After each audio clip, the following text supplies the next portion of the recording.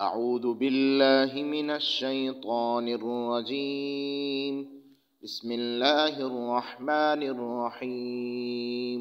إنما حرم عليكم الميتة والدم ولحم الخنزير وما أهل به لغير الله، فمن اضطر غير باغ ولا عاد فلا إثم عليه، إن الله غفور رحيم.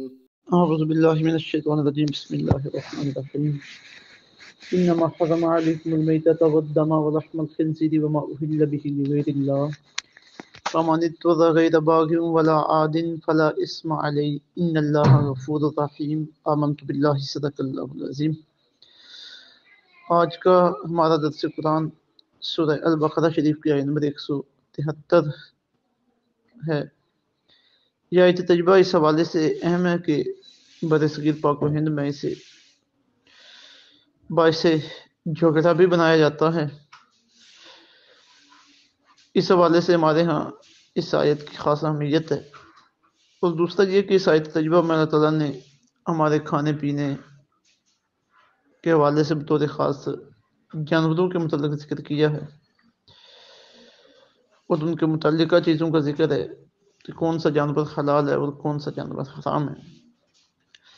سب سے پہلے تو آیت تجربہ کا ترجمہ لفظی ترجمہ کرتے ہیں اور پھر انشاءاللہ اس کی وضاحت اور تفسیر کی طرف آتے ہیں. اللہ تعالیٰ ذکر فرما رہے ہیں ان چیزوں کا جو تمہارے لیے حرام ہے. فرمایا انما حرم علیکم المیتۃ، بے شک اس نے تمہارے اوپر حرام کیا ہے مردار کو، صرف مردار اس نے تمہارے اوپر حرام کیا ہے. انما حرم علیکم المیتۃ، صرف اس نے تمہارے اوپر مردار کو حرام قرار دیا ہے. والدم، اور خون کو، ولحم الخنزیر، اور سور کے گوشت کو، وما اہل به لغیر اللہ، اور وہ جانور جس کے اوپر ذبح کرتے وقت غیر اللہ کا نام بلند کیا گیا. وما اہل به، جس کے اوپر نام بلند کیا گیا ہو ذبح کے وقت غیر اللہ، غیر اللہ کا. یہ چار چیزیں اللہ تعالیٰ نے یہاں پہ فرمائی ہیں کہ یہ ہم نے تمہارے اوپر حرام کی ہیں. پھر آگے فرمایا کہ یہ جو حرام چیزیں ہیں، کیا کوئی ایسا وقت بھی ہے کہ جب ان کا کھانا تمہارے لیے جائز ہو جائے؟ تو وہ استثنائی کیفیت، اسپیشل کیفیت کو بیان کیا کہ فمن اضطر، لیکن جسے مجبور کیا جائے، غیر باغین، اس حالت میں کہ وہ سرکشی کرنے والا نہ ہو، ولا عادن، اور نہ ہی حد سے بڑھنے والا ہو، فلا اسم علیہ، تو اس کے اوپر کوئی گناہ نہیں ہے. یعنی جو مجبور ہو جائے، ایک طرف ان میں سے کوئی چیز ہے اور دوسری طرف جان جانے کا خطرہ ہے، مثلا بھوک کی اتنی کیفیت طاری ہے کہ یہ بھی نہیں لے گا تو مر جائے گا، تو اب اس کے لیے اجازت ہے کہ بقدر ضرورت کھا لے تاکہ جان بچا لے. یا یہ چیز سامنے کسی نے لا کے رکھ دی اور کہا جی کھا ورنہ میں تجھے قتل کر دوں گا. اب یقینی ہو گیا کہ اگر میں ان میں سے کوئی چیز نہیں کھاؤں گا تو قتل ہو جاؤں گا، تو اس وقت جو ہے نا کچھ کھا لینا جائز ہے اپنی جان بچانے کے لیے. یہ ہے فمن اضطر، جو مجبور ہو جائے، غیر باغین، نہ وہ سرکش ہو، یعنی وہ اپنی مرضی سے نہ کھا رہا ہو اور مزہ اڑانے کے لیے اور اللہ کی نافرمانی کے لیے نہ کھا رہا ہو، بلکہ مجبوری کی حالت میں. غیر باغین، وہ سرکش نہ ہو، ولا عادن، اور نہ ہی حد سے بڑھنے والا ہو، فلا اسم علیہ، تو اس کے اوپر کوئی گناہ نہیں ہے. ان اللہ غفور رحیم، بے شک اللہ تعالیٰ بخشنے والا اور ہمیشہ رحم فرمانے والا ہے. اب یہاں پہ جو مسائل ذکر ہو سکتے ہیں، ہم کوشش کرتے ہیں کہ انتہائی اختصار کے ساتھ انہیں ذکر کر دیا جائے.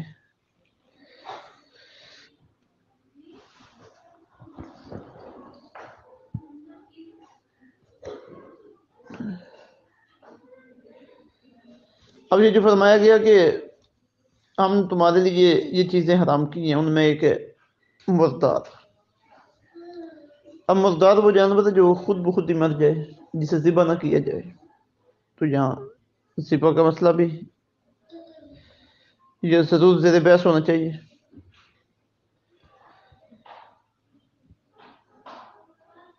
مچھلی اور ٹڈی یہ دو چیزیں ایسی ہیں جو بغیر ذبح کے حلال ہیں،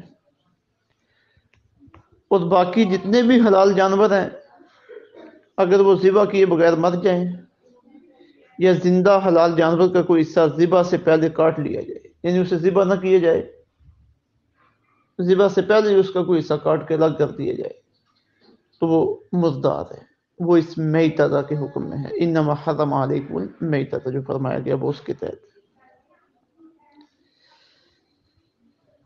اب جو جانوروں کو ذبح کرنا ہے اس کی بھی دو قسمیں ہیں، ایک ہے ذبح حقیقی اور ایک ہے ذبح حکمی. ذبح حقیقی کہ مسلمان یا ایسا کتابی جو اللہ تعالیٰ پر یقین رکھنے والا ہو، اہل کتاب میں سے یہودی ہو عیسائی ہو، یعنی وہ واقعتاً وہ یہودی اور عیسائی ہو جو کتابوں کو ماننے والے ہیں، دہریہ نہ ہو، ملحد نہ ہو، وہ اللہ کا نام لے کر جانور ذبح کرے. ہاں اگر بھول گیا تو اس میں کوئی حرج نہیں ہے. اور جانوروں کی چار رگیں، دو خون کی، ایک سانس کی، ایک کھانے کی کاٹے، یا کم از کم 3 رگیں جانور کی کاٹ دے، یہ مسلمان یا اہل کتاب میں سے کوئی آدمی، تو وہ جانور ایسا ہے جس کے اوپر ذبح کا حکم لگے گا، یہ جانور ذبح ہو گیا ہے، وہ کھانا جائز ہے. کفار یعنی اہل کتاب کے علاوہ کافر مشرکین ہوں، وہ ہندو ہوں، مرتدین ہوں، وہ کسی جانور کو ذبح کریں تو ہمارے لیے وہ کھانا جائز نہیں ہے. دوسرا ذبح حکمی وہ یہ ہے کہ ایسا آدمی جسے بندے نے شکات سکھایا ہوا ہے، اسے بسم اللہ شریف اللہ اکبر پڑھ تکبیر وغیرہ پڑھ کے اس جانور کو چھوڑ دیا جائے، اور وہ جانور جا کے کسی جانور شکار کے اوپر حملہ کریں. اب اس کی دو صورتیں ہیں، ایک ہے جس جانور کے اوپر اس شکاری جانور نے حملہ کیا ہے وہ ذبح کرنے سے پہلے پہلے یعنی وہ نڈال ہو گیا ہے، اب ہم وہاں پہ پہنچے ہیں اسے اٹھانے کے لیے، ہمارے جانے سے پہلے وہ مر گیا ہے تو وہ اس کا کھانا حلال ہے.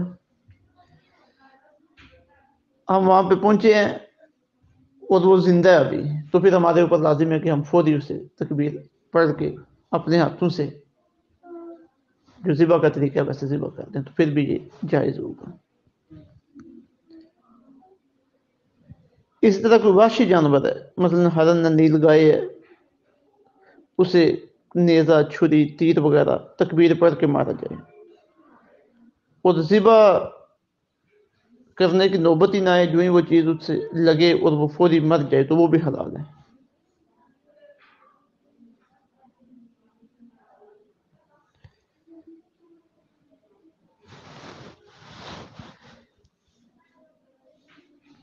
آج کل بیرون ملک سے بالخصوص یورپ سے یہ مسئلہ آتا ہے ذبح کے حوالے سے کہ وہاں پہ جو جانوروں کو ذبح کیا جاتا ہے جس چھری بلیڈ کے ساتھ، تو اس کے اوپر تکبیر لکھی ہوتی ہے.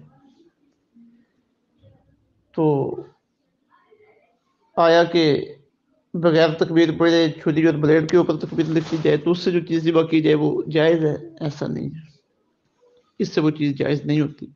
زبان سے کلمہ پڑھنا، زبان سے نام لینا بطور خاص اس چیز کے لیے یہ ضروری ہے. اس لیے جو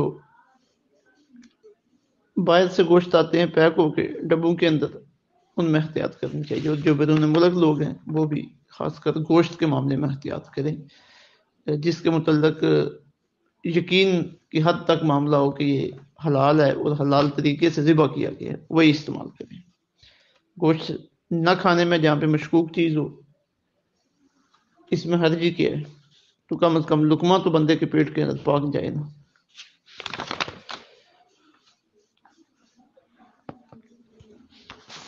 پھر آگے فرمایا گیا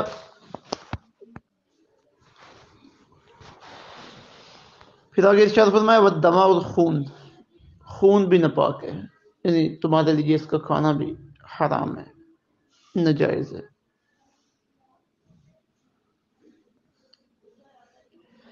اب عام حالات میں تو خون لگوانا بھی جائز نہیں ہے جو اپنے جسم پہ کسی بیماری کی وجہ سے لگواتے ہیں، لیکن اگر حالت استطاعت ہے کہ اس کے بغیر تو بندہ مر جائے گا، ڈاکٹر کنفرم کر دیں اپنے علم کے مطابق، تو پھر یہ فامن اضطر غیر باغیوں والا آدم کے تحت داخل ہے۔ فرمایا ولحم الخنزیر، اور سور کا گوشت یہ بھی حرام ہے۔ خنزیر کی کھال، ہڈی، دانت وغیرہ یہ سب چیزیں حرام ہیں، ان سے فائدہ اٹھانا جائز نہیں ہے۔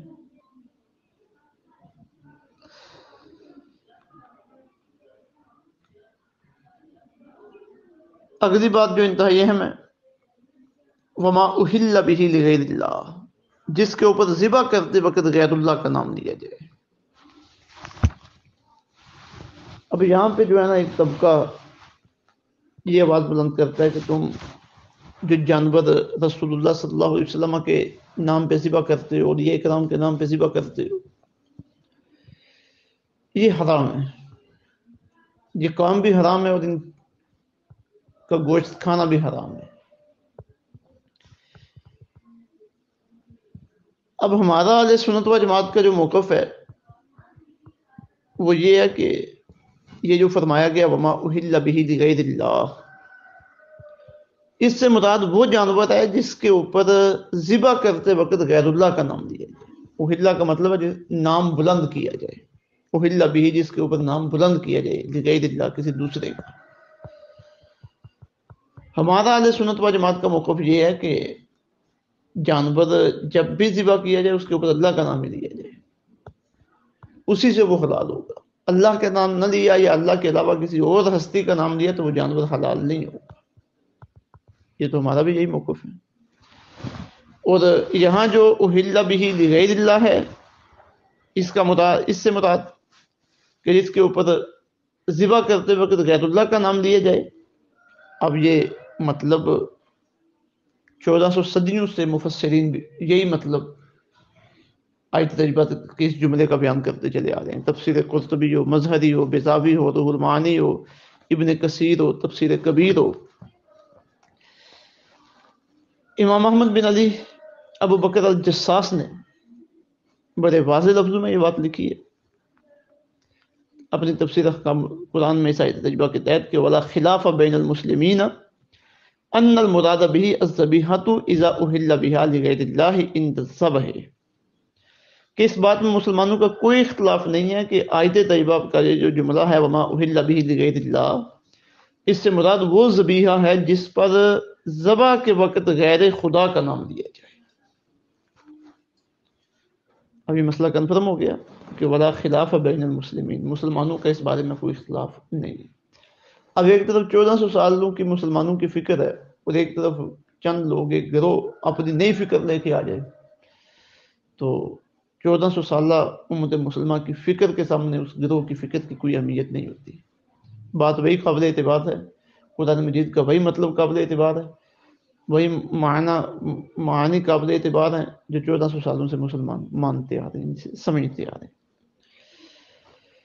باقی رہ گیا معاملہ کہ بزرگوں کے نام پہ جانور ذبح کرنا، تو سب سے پہلے دیکھا جائے گا کہ جو لوگ یہ کام کرتے ہیں ان سے پوچھا جائے کہ بھائی تم یہ کیا کر رہے ہو، کیا دلیل ہے تمہارے پاس؟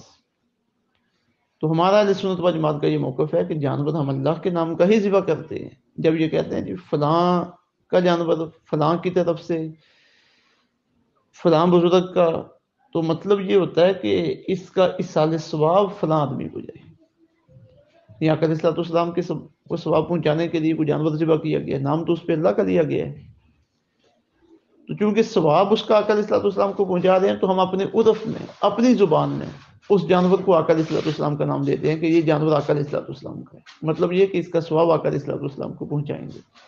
یہ جانور فلاں ایک آدمی کا ہے، داتا صاحب کا ہے، بابا شادی شہید کا ہے، فلاں کا ہے، تو مطلب ہمارا یہ ہے کہ اس کا ثواب ان بزرگوں کو پہنچے گا۔ باقی حقیقت میں تو ہر چیز جانور کی ہر چیز ہی اللہ کی ہے۔